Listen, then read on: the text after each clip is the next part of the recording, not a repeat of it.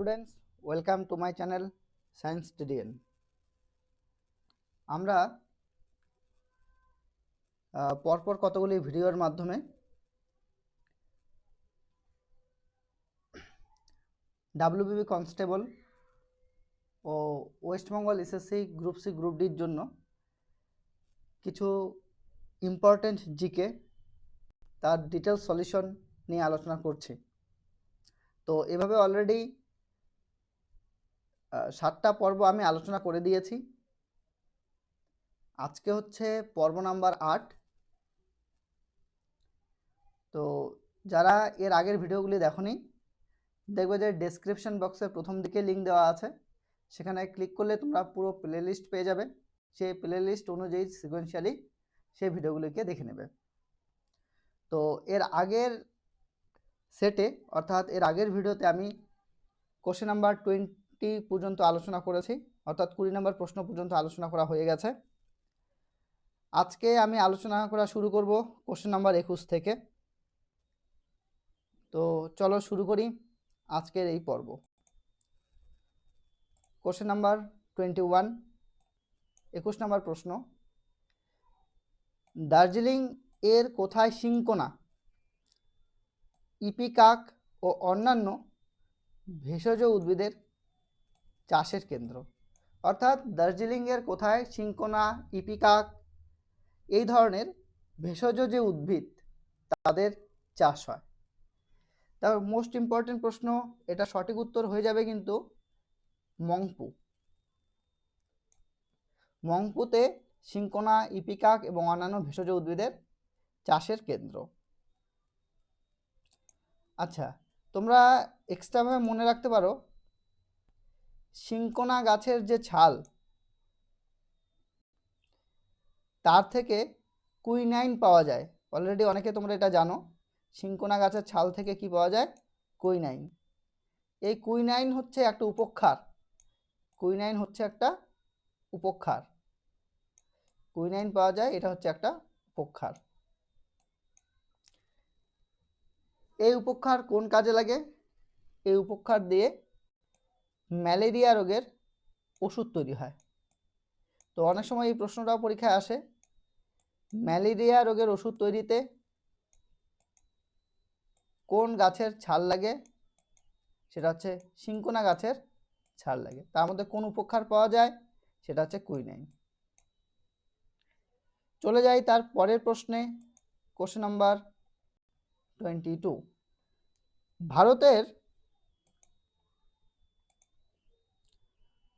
ভারতের গভীরতম বন্দর কোনটি?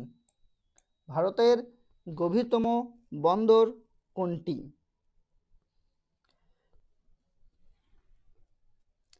ভারতের গভীরতম বন্দর এখানে আমাদের হয়ে যাবে বিশাখাপত্তনম। বিশাখাপত্তনম হচ্ছে ভারতের গভীরতম বন্দর। তোমরা এক্সট্রাভাবে মনে রাখবে, ভারতের পুরাতন বন্দরের নাম। ভারতের পুরাতন বন্দরের নাম। ভারতের পুরাতন বন্দরের নাম মনে রাখবে এসপি মুখার্জি বন্দর। কি নাম বললাম? এসপি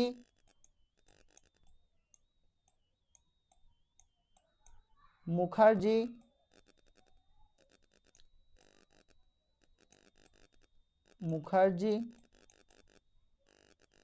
এসপি মুখার্জি বন্দর। এটা হচ্ছে ভারতের পুরাতন বন্দর। তো ভারতের পুরাতন বন্দরের নাম কি? এসপি মুখার্জি বন্দর। তোমরা এক্সট্রাভাবে আরো মনে রাখতে পারো, এই যে এসপি মুখার্জি বন্দরের কথা তোমাদের আমি বললাম না, এসপি মুখার্জি বন্দর যেটা ভারতের পুরাতন বন্দর, এই এসপি মুখার্জি বন্দরেরই, অর্থাৎ এই এসপি মুখার্জি বন্দরকেই বলা হয় পূর্ব ভারতের প্রবেশদ্বার। কি বলা হয়? পূর্ব ভারতের প্রবেশদ্বার। এটা তোমাদের মনে রাখতে লাগবে, এসপি মুখার্জি বন্দরকে বলা হয় পূর্ব ভারতের প্রবেশদ্বার। চলে যাই তার পরের প্রশ্নে, কোশ্চেন নাম্বার 23।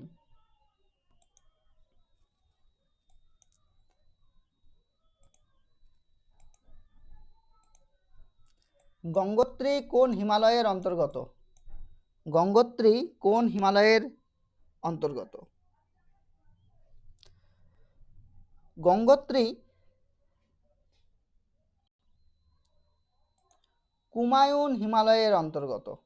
কুমায়ুন হিমালয়ের অন্তর্গত হচ্ছে গঙ্গোত্রী। আচ্ছা, তোমরা আমাকে বলতে পারবে গঙ্গা নদীর উৎপত্তি স্থল কোথায়? যদি ওটা বলতে পারো তাহলে সেখানেই কিন্তু তোমরা এই উত্তরটা পেয়ে যাবে, গঙ্গোত্রী কোন হিমালয়ের অন্তর্গত? কুমায়ুন। দেখো, আমরা যখন গঙ্গা নদীর উৎপত্তি স্থল বলি তখন আমরা এইভাবে বলি, উত্তরাখণ্ডের কুমায়ুন হিমালয়ের গঙ্গোত্রী হিমবাহের গোমুখ গুহা থেকে উৎপত্তি লাভ করে। লাইনটাকে ধ্যান দিয়ে শোনো, আবার বলছি, উত্তরাখণ্ডের কুমায়ুন হিমালয়ের গঙ্গোত্রী হিমবাহের গোমুখ গুহা থেকে উৎপত্তি লাভ করে। তাহলে বুঝতেই পারছো, এটা উত্তরাখণ্ডের কুমায়ুন হিমালয়ের গঙ্গোত্রী হিমবাহ। তার মানে গঙ্গোত্রী হিমবাহ কোন হিমালয়ের মধ্যে পড়ছে? কুমায়ুন হিমালয়ের মধ্যে পড়ছে। আচ্ছা, যেখানে কুমায়ুন হিমালয়ের গঙ্গোত্রী হিমবাহের যে গোমুখ গুহা থেকে উৎপত্তি লাভ করে, গঙ্গা নদী প্রথমে কি নাম ধারণ করেছে, অর্থাৎ কি নামে প্রবাহিত হয়েছে? ভাগীরথী নামে। ভাগীরথী নামে নাম নিয়ে একটা গভীর গিরিখাত সৃষ্টি করে, দক্ষিণ থেকে প্রবাহিত হয়েছে। পরে ওটা কি হয়েছে? দেবপ্রয়াগের কাছে অলকানন্দার কাছে মিলিত হয়েছে। যারা গঙ্গা নদীর গতিপথ ডিটেলসে জানো এবং ম্যাপ যাদের মাইন্ডে আছে, তাদের ক্ষেত্রে আমি যে বক্তব্যটা রাখলাম তাদের ক্ষেত্রে এটা খুব কানেক্ট হচ্ছে। কিন্তু যারা ডিটেলস থিওরি পড়নি তাদের ক্ষেত্রে একটু অসুবিধারই হওয়ার বিষয়। তবে সামনে তো আর বেশি সময় নেই, তো তার জন্য এখন তোমার ডিটেলস পড়ারও বেশি সময় নেই। তোমাকে সেট করে করেই প্র্যাকটিসের মাধ্যমে অনেক প্রশ্নের উত্তর কিন্তু তোমাকে তৈরি করতে লাগবে। চলে যাই পরের প্রশ্ন, কোশ্চেন নাম্বার 24। কোশ্চেন নাম্বার 24 এখন আমরা আলোচনা করব। কোশ্চেন নাম্বার 24, মধ্যপ্রদেশের মালাঞ্জ খণ্ড কিসের জন্য বিখ্যাত? মধ্যপ্রদেশের মালাঞ্জ খণ্ড কিসের জন্য বিখ্যাত? অনেকে হয়তো এই মালাঞ্জ খণ্ড এই জায়গাটার নামই জানে না। তো যারা জানো না তারা জেনে নাও, আর যারা জানো তাদের বিষয়টা খুবই ভালো। মধ্যপ্রদেশের মালাঞ্জ কিসের জন্য বিখ্যাত? মধ্যপ্রদেশের মালাঞ্জ তামাক উৎপাদনের জন্য, তামা উত্তোলনের জন্য বিখ্যাত। তামা উত্তোলনের জন্য বিখ্যাত হচ্ছে মধ্যপ্রদেশের মালাঞ্জ খণ্ড। তোমরা এক্সট্রা ভাবে মনে রাখবে, তামা উৎপাদনে এই পৃথিবীর মধ্যে চিলি, কি নাম বললাম? চিলি প্রথম স্থান অধিকার করে আছে। তামা উৎপাদনে চিলি পৃথিবীতে প্রথম স্থান অধিকার করে আছে। আচ্ছা, রাজ্য হিসাবে যদি দেখি, তামা উৎপাদনে কোন রাজ্য প্রথম স্থান অধিকার করে আছে? দেখো, তামা উৎপাদনে কিন্তু কোন রাজ্য প্রথম স্থান অধিকার করে আছে? তামা উৎপাদনে মধ্যপ্রদেশ রাজ্য, এই যে মধ্যপ্রদেশ রাজ্য তামা উৎপাদনে প্রথম স্থান অধিকার করে আছে। আচ্ছা, এটা তোমরা মনে রাখবে। তাহলে কি কি বললাম? যে মধ্যপ্রদেশের মালাঞ্চ খণ্ড তামা উত্তোলনের জন্য বিখ্যাত, তামা উৎপাদনের ক্ষেত্রে বিশ্বে প্রথম স্থান অধিকার করে আছে চিলি। আর রাজ্যের দিক থেকে যদি আমরা বলি, ভারতের তামা উৎপাদনে প্রথম স্থান কোন রাজ্য অধিকার করে আছে? সেক্ষেত্রে উত্তর হয়ে যাবে কিন্তু মধ্যপ্রদেশ।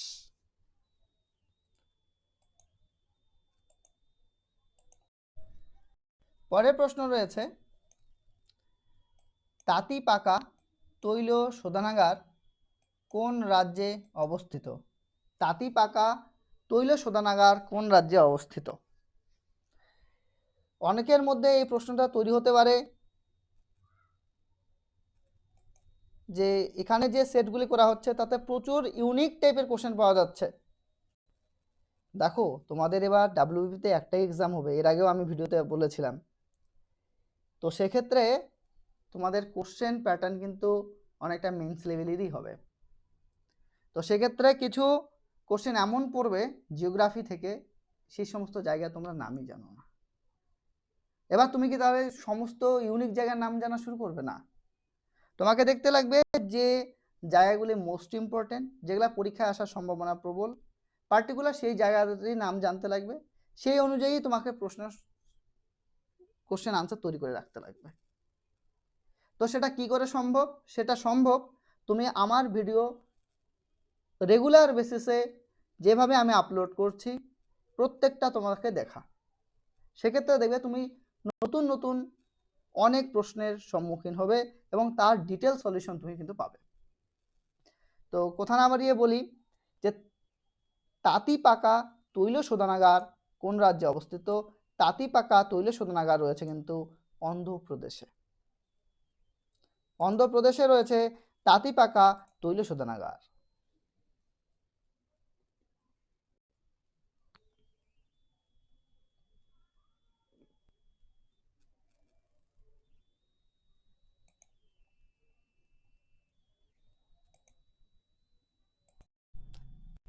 পরের প্রশ্নটা দেখো, ভারত উপমহাদেশ বোঝাতে জম্বু দ্বীপ শব্দটি প্রথম কে প্রয়োগ করেন? ভারত উপমহাদেশ, কেন উপমহাদেশ তোমরা অবশ্যই জানো, জিওগ্রাফির স্টুডেন্ট যারা আছো তারা তো জানোই। কারণ ভারতের ক্ষেত্রে আমরা কি দেখব, তিন দিকটা কি আছে, তিন দিকটাতে, এই দিকটাতে রয়েছে সাগর, এই দিকটাতে সাগর, এই দিকটাতে সাগর, মানে মহাসাগর। তো তিন দিকটা হচ্ছে তোমার জল বেষ্টিত।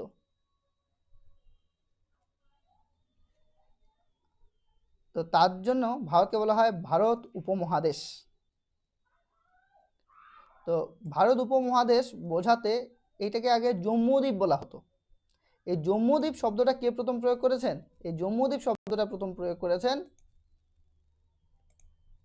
সম্রাট অশোক। সম্রাট অশোক প্রথম এই জম্মুদ্বীপ শব্দটা প্রয়োগ করেছেন।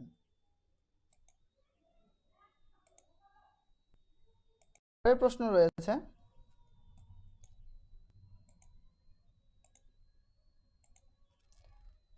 দিল্লির সুলতানদের মধ্যে প্রথম ইক্তা এর প্রচলন কে করেন? দিল্লির সুলতানদের মধ্যে প্রথম ইক্তা এর প্রচলন কে করে?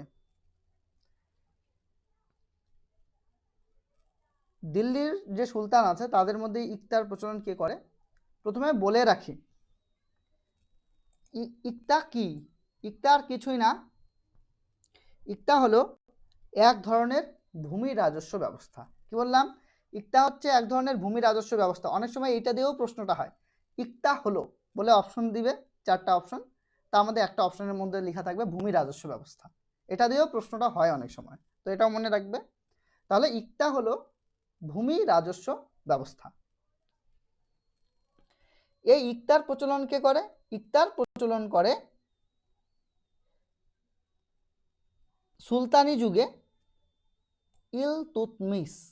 সুলতানি যুগে ইলতুৎমিশ ইক্তার প্রচলন করেন। তাহলে ইলতুৎমিশ তো ইক্তার প্রচলন করলো, তবে তার সাথে সাথে তোমাদের এটাও মনে রাখতে লাগবে ইক্তাকে পরবর্তীতে বাতিলও করা হয়। তবে এই ইক্তাকে কে বাতিল করে? ইক্তাকে বাতিল করেন সুলতান আলাউদ্দিন খলজি। সুলতান আলাউদ্দিন খলজি। তাহলে কি কি পয়েন্ট মনে রাখবে? ইক্তা হচ্ছে ভূমি রাজস্ব ব্যবস্থা, ইক্তা প্রথার প্রচলন কে করেন? ইলতুৎমিশ। ইক্তা প্রথার বাতিল কে করেন? আলাউদ্দিন খলজি। দেখো পরের প্রশ্ন রয়েছে,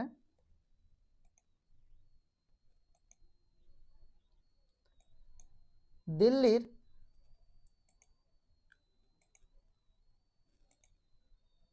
কোন সুলতান আমির ই আখার উপাধি পান? দিল্লির কোন সুলতান আমির ই আখার উপাধি পান? এটার উত্তর হয়ে যাবে কুতুবউদ্দিন আইবক আমির ই আখার উপাধি পান।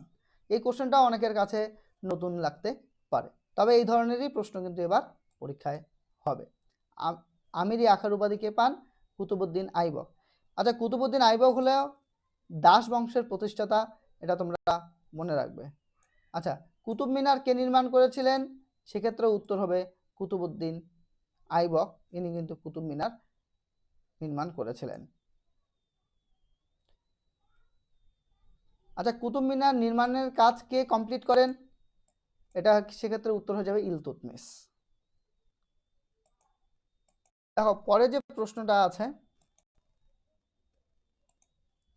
কোশ্চেনটাকে ধ্যান দিয়ে দেখো।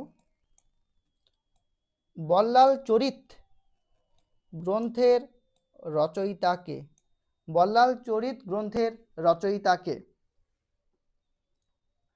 দেখো তোমরা ইতিহাসে প্রচুর গ্রন্থ পড়েছো, তার মধ্যে ম্যাক্সিমাম থেকে ম্যাক্সিমাম ক্যান্ডিডেটই কিন্তু এই বল্লাল চরিত গ্রন্থ সম্পর্কে পড়ে নাই। সবার কথা বলবো না, তবে ম্যাক্সিমাম স্টুডেন্টে কিন্তু এই বল্লাল চরিত গ্রন্থের রচয়িতাকে বলতে পারবে না। তো এই বল্লাল চরিত গ্রন্থটার রচয়িতা হচ্ছেন আনন্দ ভট্ট। আনন্দ ভট্ট। আচ্ছা, বল্লাল চরিত যে গ্রন্থটা আছে, এর মধ্যে তৎকালীন সমাজ ব্যবস্থা সম্পর্কে ধারণা দেওয়া হয়েছে বা ধারণা রয়েছে। তো যে স্টুডেন্টরা আমার ভিডিও দেখছো, আমাকে সাপোর্ট করো, আমার চ্যানেলটিকে সাবস্ক্রাইব করো, লাইক করো, বন্ধুদের সাথে শেয়ার করো, যাতে আমি তোমাদের জন্য যে কোশ্চেনগুলি বারবার রিপিট হয় সেই কোশ্চেনগুলো তোমাদের সামনে নিয়ে আসতে পারি। তার সাথে সাথে ইউনিক টাইপেরও কোশ্চেন নিয়ে আসতে পারি, যে কোশ্চেনগুলি সচরাচর হয় না। কিন্তু এবার আমরা রিস্ক নেব না, কেন কি একটাই পরীক্ষা, আর এবারই আমাদের পেতে লাগবে এই ডাব্লিউবিপির কনস্টেবলের জবটি। তো কাজেই আমরা এমনভাবে নিজেদের প্রস্তুত করব যাতে ইজি কোশ্চেন হলেও আমরা পারি, মডারেট কোশ্চেন হলেও আমরা পারি। যদি কোশ্চেনের লেভেল অনেক হাই হয় তবু যেন আমরা সেখানে ঠিকঠাক পারফরমেন্স করে আসতে পারি। তো সেক্ষেত্রে যেটা দরকার, তোমার আমার চ্যানেলটিকে সাবস্ক্রাইব করা এবং সাপোর্ট করা।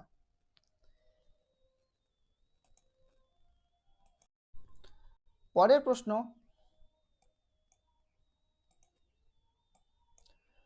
কোন বছরে কলকাতায় east India company supreme court প্রতিষ্ঠা করেছিলেন? কোন বছরে কলকাতায় east India company supreme court প্রতিষ্ঠা করেছিলেন?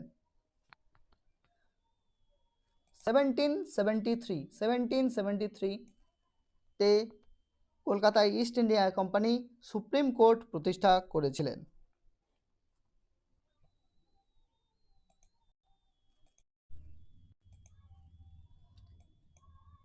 এ নেশন বা এ নেশন ইন মেকিং কার আত্মজীবনী? এ নেশন ইন মেকিং কার আত্মজীবনী?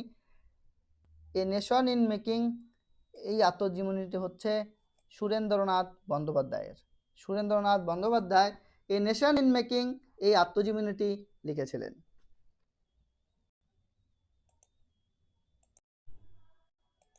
কোশ্চেন নাম্বার 32, ভারতের বিসমার্ক কাকে বলা হয়? আচ্ছা, বিসমার্ক প্রথমে আমাকে বলো যে কোথাকার বাসিন্দা ছিলেন? বিসমার্ক ছিলেন জার্মানির বাসিন্দা। কোথাকার? জার্মানির বাসিন্দা ছিলেন বিসমার্ক, জার্মানি। ভারতের বিসমার্ক কাকে বলা হয়? ভারতের বিসমার্ক বলা হয় বল্লভভাই প্যাটেলকে। পরের প্রশ্ন, এটা সায়েন্স থেকে কোশ্চেন রয়েছে, নিচের কোনটির সাথে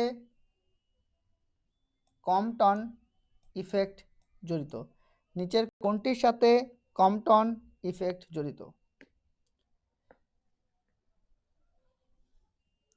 এক্ষেত্রে উত্তর হয়ে যাবে এক্স রশ্মি, এর ক্ষেত্রে কম্পটন ইফেক্ট জড়িত। আচ্ছা, কম্পটন একজন বিজ্ঞানীর নাম, আর্থার কম্পটন বিজ্ঞানীটার নাম। তিনি 1922 সালে এক্স রশ্মির তরঙ্গদৈর্ঘ্য বৃদ্ধির সাথে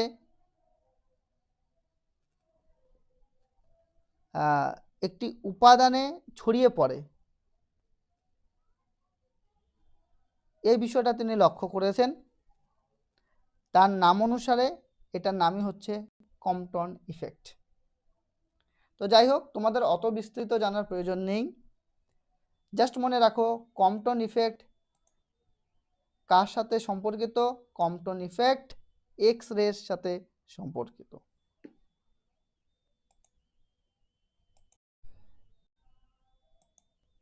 দেখো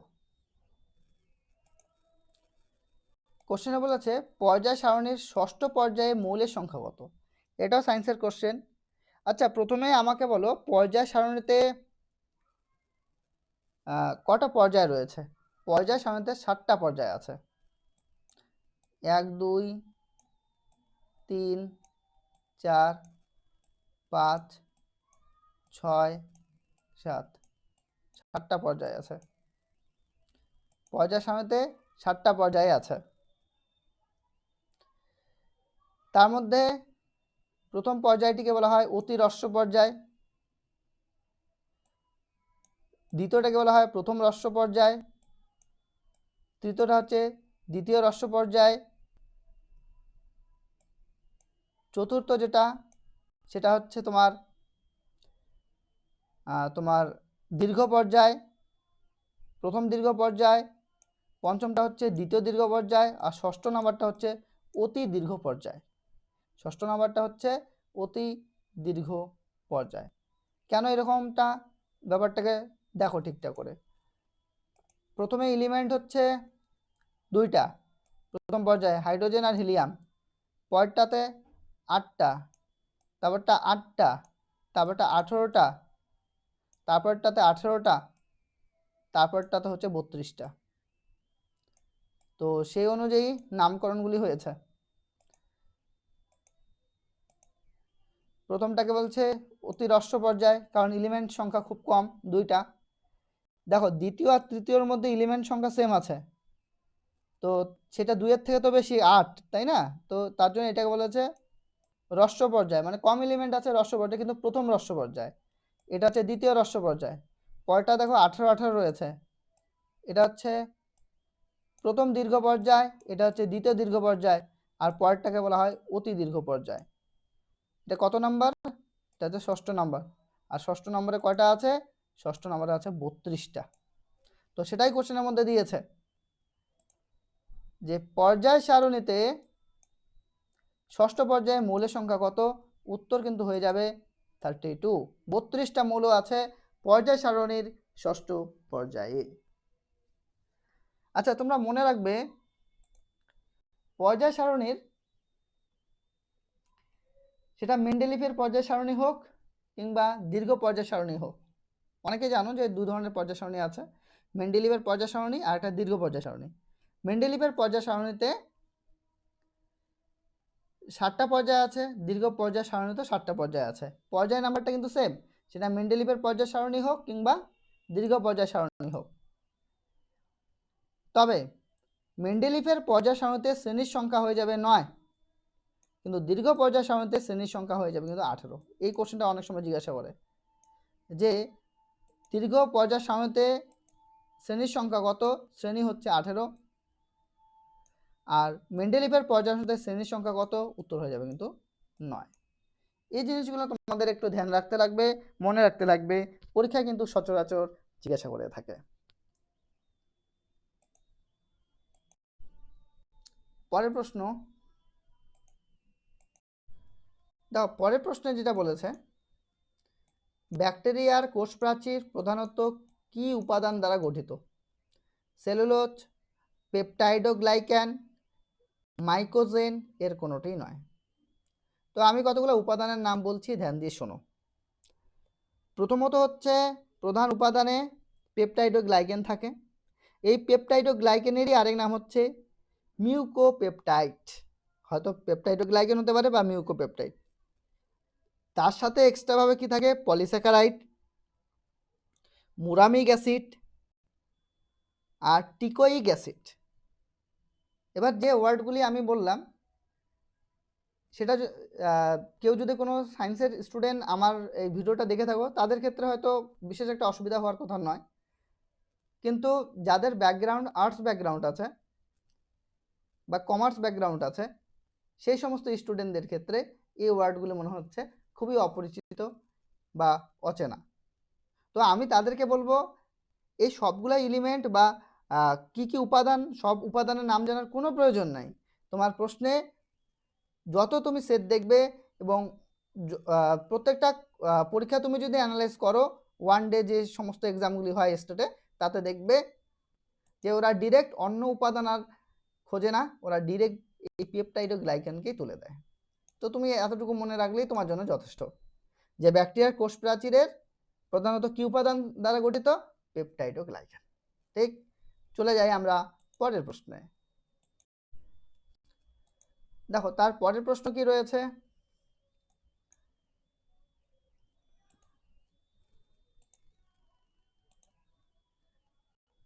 বায়ুমণ্ডলীর কোন স্তরে, মানে বায়ুমণ্ডলের কোন স্তরে রেডিও তরঙ্গ প্রতিফলিত হয়? বায়ুমণ্ডলের কোন স্তরে রেডিও তরঙ্গ প্রতিফলিত হয়? তো এক এক করে আমরা দেখি। প্রথমে আমরা আলোচনা করি ট্রোপোস্ফিয়ার নিয়ে, ধ্যান দিয়ে শোনো।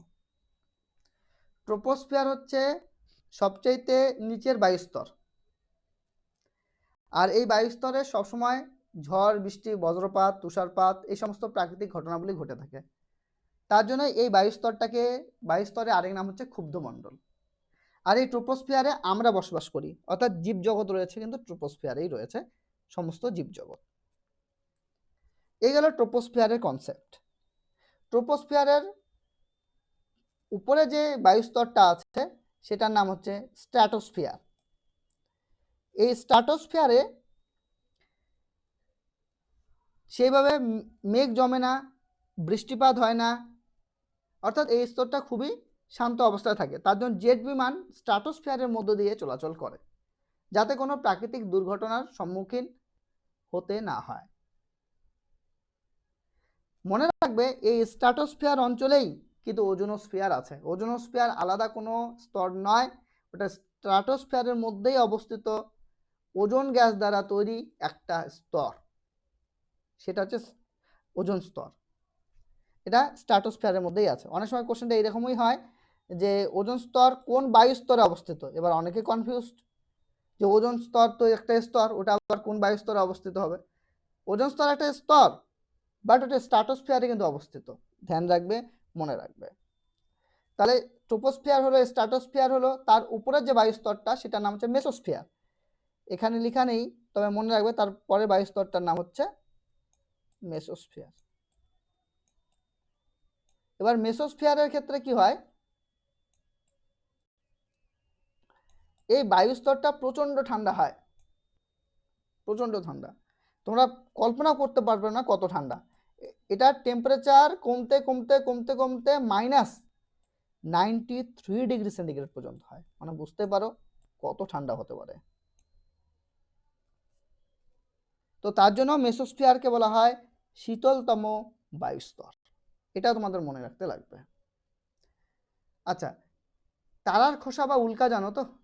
যখন পৃথিবীর দিকে ধেয়ে আসে, এই তারার খোসা বা উল্কা না প্রচন্ড হিট নিয়ে এবং উত্তপ্ত অবস্থায় কিন্তু আসে। সেটা পৃথিবীতে আসলে পৃথিবীকে জ্বালিয়ে পুড়িয়ে ছারখার করে দিতে পারে। কিন্তু এই মেসোস্ফিয়ার থাকার জন্য না, যখন এই এত ঠান্ডা বায়ুস্তরের মধ্যে চলে আসে না, তখন ওই উত্তপ্ত অবস্থায় থাকা উল্কাপিণ্ডও কিন্তু শীতল হয়ে যায়। যাই হলো, এটা আমি তোমাদের মেসোস্ফিয়ার সম্পর্কে বললাম। তারপর দেখো তার উপরের যে বায়ুস্তরটা সেটার নাম হচ্ছে আয়নোস্ফিয়ার। এই আয়নোস্ফিয়ারেরই আরেক নাম হচ্ছে থার্মোস্ফিয়ার। আয়নোস্ফিয়ার কেন? এখানে যে সমস্ত যে গ্যাসীয় উপাদান সেগুলো গ্যাস ফর্মেও থাকে না, সেগুলো আয়ন ফর্মে থাকে, তার জন্য এই স্তরটার নাম হচ্ছে আয়নোস্ফিয়ার। আর এখানে টেম্পারেচার প্রচুর হয়, তার জন্য এই স্তরটা আরেক নাম হচ্ছে থার্মোস্ফিয়ার। এখানে যেহেতু উপাদানগুলি আয়ন ফর্মে থাকে, আর তোমরা জানো আয়ন কি করতে পারে, তড়িৎ পরিবহন করতে পারে, এক জায়গা থেকে আরেক জায়গায় সিগন্যাল পরিবহন করতে পারে, তো তার জন্য রেডিও তরঙ্গ প্রতিফলন করার ক্ষমতা কিন্তু এই আয়নোস্ফিয়ারেরই আছে। তো তার জন্য আমাদের এখানে যে প্রশ্নটা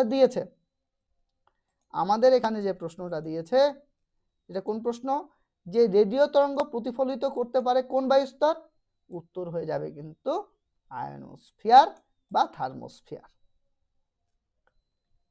আচ্ছা, তোমরা মেরুজ্যোতি বা অরোরা, মেরুজ্যোতি দুই ধরনের হয় এটাও মনে রাখবে, একটা হচ্ছে অরোরা বোরিয়ালিস, একটা অরোরা অস্ট্রালিস। অরোরা বোরিয়ালিস কোনটাকে বলে, যেটা উত্তর মেরু থেকে দেখা যায়, আর অরোরা অস্ট্রালিস কোনটা, যেটা দক্ষিণ মেরু থেকে দেখা যায়। এই যে অরোরা বোরিয়ালিস বা অরোরা অস্ট্রালিস এক কথায় মেরুজ্যোতি বা মেরুপ্রভা।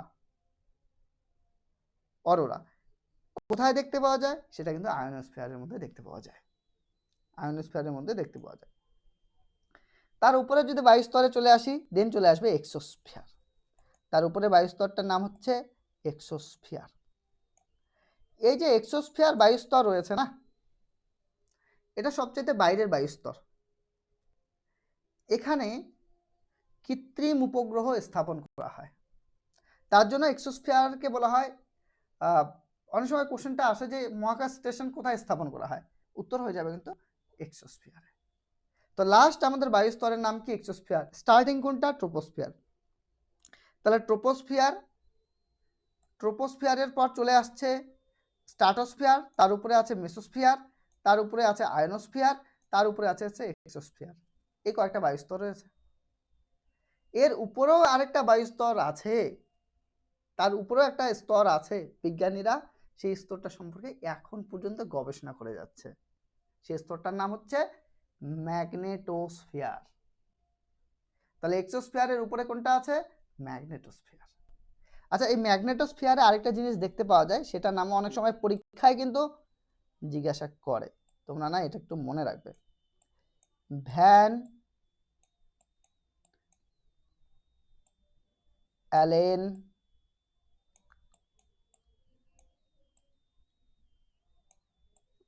বলয়। ভ্যান অ্যালেন বলয় কোথায় দেখতে পাওয়া যায়, ভ্যান অ্যালেন বলয় এটা কিন্তু ম্যাগনেটোস্ফিয়ারে দেখতে পাওয়া যায়। তো যাই হোক, তোমাদের এই 5টা বায়ুস্তর সম্পর্কে আমি যতটা সম্ভব ডিটেলস অ্যানালাইজ করার চেষ্টা করলাম। তবে এই বায়ুস্তর সম্পর্কে আরো অনেক বিষয় জানা রয়েছে, তো তোমরা যদি এটার উপরে ডিটেলস ভিডিও চাও, কিংবা তোমাদের যদি মনে হয় যে না জিকেতে চ্যাপ্টার ওয়াইজ ডিটেলস ভিডিও হলে ভালো হয়, তাহলে কমেন্টে অবশ্যই জানাবে, তাহলে কিন্তু আমি জিকের চ্যাপ্টার ওয়াইজ ভিডিও নিয়ে আসব। চলে যাই তারপরের প্রশ্নে। দেখো, পরের প্রশ্ন রয়েছে,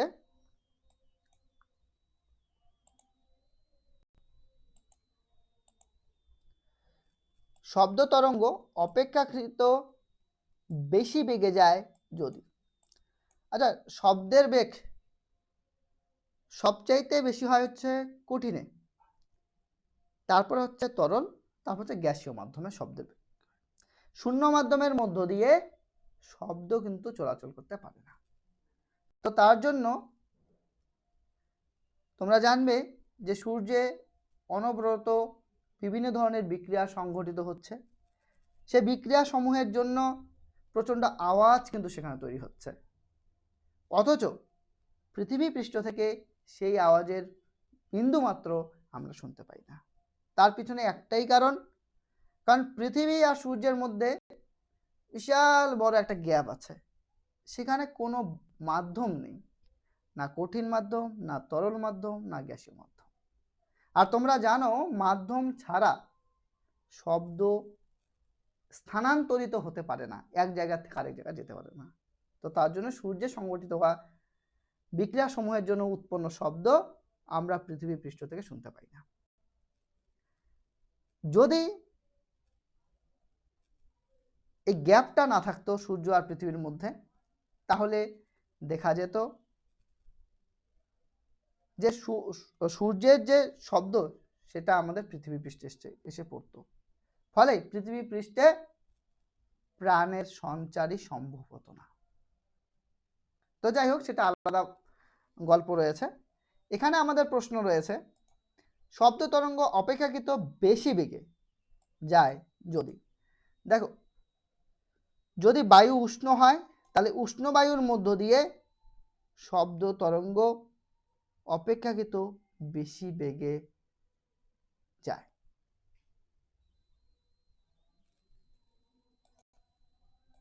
পরের প্রশ্নটাও সায়েন্স থেকে রয়েছে, খুব ইম্পর্টেন্ট প্রশ্ন, ধ্যান দিয়ে দেখবে। ক্যাপসিড বিহীন ভাইরাস হলো, প্রথমত হচ্ছে কি এই ক্যাপসিড? তো এক এক করে আমি বলি। ভাইরাস, মনে রাখবে ভাইরাসের প্রোটিন আবরণ রয়েছে। কি আবরণ? প্রোটিন আবরণ রয়েছে। এই প্রোটিন আবরণ থাকার পিছনে কারণ কি? কারণ ভাইরাসের যত জেনেটিক্যাল পদার্থ সমূহ থাকে সেটা এই প্রোটিন আবরণের ভেতরেই থাকে। কি বললাম? ভাইরাসের প্রোটিন আবরণ রয়েছে। ভাইরাসের যত জেনেটিক্যাল পদার্থ সমূহ থাকে তা এই প্রোটিন আবরণের ভেতরেই থাকে। এই যে প্রোটিন আবরণ, এই প্রোটিন আবরণেরকেই বলা হয় ক্যাপসিড। তাহলে বোঝা গেল কি বললাম? ভাইরাসের যে প্রোটিন আবরণ থাকে সেই প্রোটিন আবরণকে আমরা কি বলবো? সেই প্রোটিন আবরণকে আমরা বলবো কিন্তু ক্যাপসিড। তবে প্রশ্ন এখানে অন্যরকম। কি প্রশ্ন? প্রশ্ন রয়েছে এখানে ক্যাপসিড বিহীন, অর্থাৎ ওই প্রোটিন আবরণটা নেই। তো এই ধরনের ভাইরাসের উদাহরণ তোমাকে দিতে বলেছে। ক্যাপসিড বিহীন ভাইরাসের উদাহরণ হয়ে যাচ্ছে রাউস ভাইরাস। রাউস ভাইরাসের কোনো প্রোটিন আবরণ নেই, অর্থাৎ ক্যাপসিড নেই। পরের প্রশ্নটা দেখো, কোশ্চেন নাম্বার 39।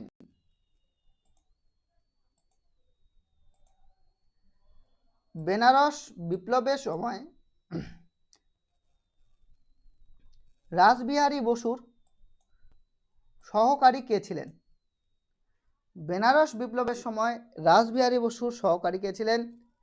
বেনারস বিপ্লবের সময় রাসবিহারী বসুর সহকারী ছিলেন কিন্তু সচেন্দ্রনাথ সান্যাল। তো বুঝতেই পারছো এই সেটের মধ্যে কিছু কোশ্চেন রয়েছে যে প্রশ্নগুলি তোমাদের কাছে, অনেকের কাছে, সবার কাছে আমি বলবো না, অনেকের কাছে আননোন, কিন্তু তোমাদের এই ধরনের প্রিপারেশন নিতে লাগবে। পরীক্ষায় যদি কনফিডেন্সের সাথে পরীক্ষা দিতে যেতে চাও তবে। চলে যাই পরের প্রশ্নে।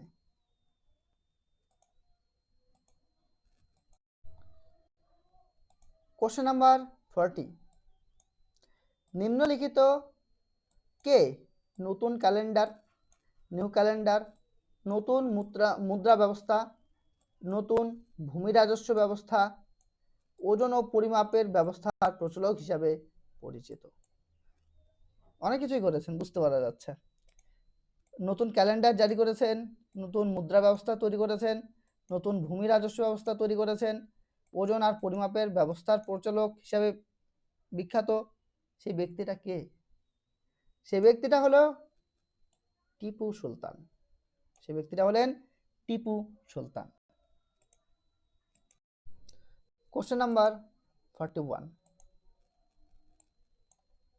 কাকে লোকনায়ক অভিহিত করা হয়, মানে কাকে লোকনায়ক হিসাবে ডাকা হয়? তো প্রথমত বলি, জয়প্রকাশ নারায়ণ, যে জয়প্রকাশ নারায়ণ তিনি ছিলেন একজন ভারতীয় স্বাধীনতাকামী, একজন সমাজতান্ত্রিক এবং রাজনৈতিক নেতা। এই জয়প্রকাশ নারায়ণকেই লোকনায়ক, বাংলাতে লোকনায়ক, কিন্তু ইংরেজি ভাষায় দ্য পিপলস লিডার হিসাবে ডাকা হয়। তাহলে এখানকার সঠিক উত্তর কি হচ্ছে? অপশন নাম্বার এ হয়ে যাচ্ছে এখানকার সঠিক উত্তর। দেখো তার পরের প্রশ্ন রয়েছে, আই ফলো দি মহাত্মা বইটি কে লিখেছেন? আই ফলো দি মহাত্মা বইটি লিখেছেন কে এম মুন্সি। দেখো এই কে এম মুন্সির নাম কিন্তু তোমরা যারা পলিটিতে কি বলবো, যারা পলিটিতে প্রিএমবেল পড়েছো তারা কিন্তু এই কে এম মুন্সির নাম জানো।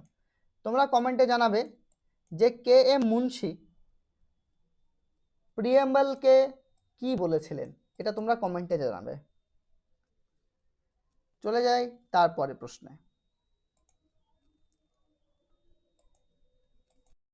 দেখো তারপরে প্রশ্ন,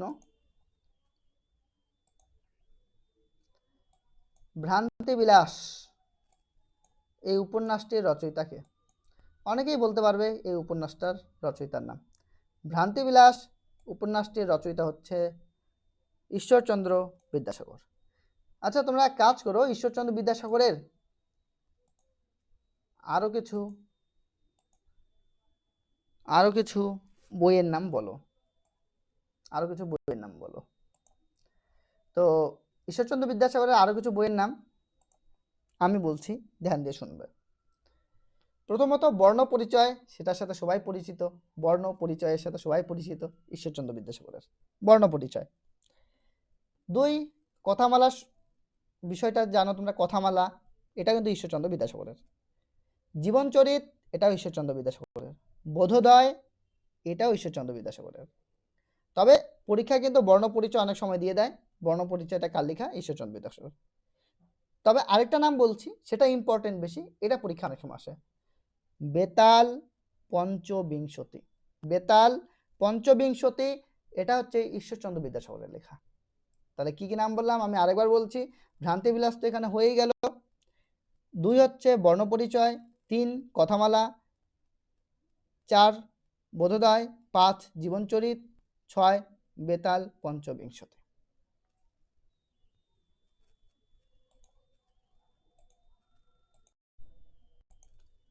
পরের প্রশ্ন, রোলা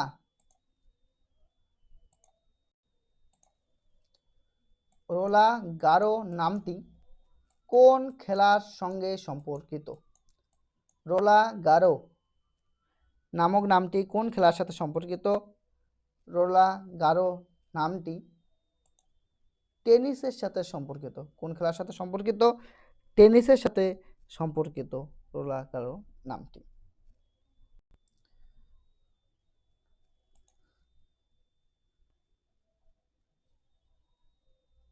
তারপরের প্রশ্ন সিনেমা জগৎ থেকে দেওয়া হয়েছে, সিনেমা জগৎ থেকে রয়েছে, দেখি, অমিতাভ বচ্চন ও অভিষেক বচ্চন তারা real father and son. Amitabh Bachchan father, Abhishek Bachchan তার সন, ফাদার আর সন, বাবা ছেলে। আচ্ছা আর কোন ছবিতে অর্থাৎ কোন সিনেমায় পিতা পুত্রের ভূমিকায় অভিনয় করেছেন? তারা রিয়াল ফাদার অ্যান্ড সন, আবার কোন সিনেমাতে তারা ফাদার অ্যান্ড সনের অভিনয় করেছে সেটা তোমার কাছে জানতে চেয়েছে। সিনেমাটার নাম কি? সিনেমাটার নাম হচ্ছে সরকার। এই সিনেমাটাতে অমিতাভ বচ্চন ও অভিষেক বচ্চন পিতা ও পুত্রের ভূমিকায় অভিনয় করেছেন।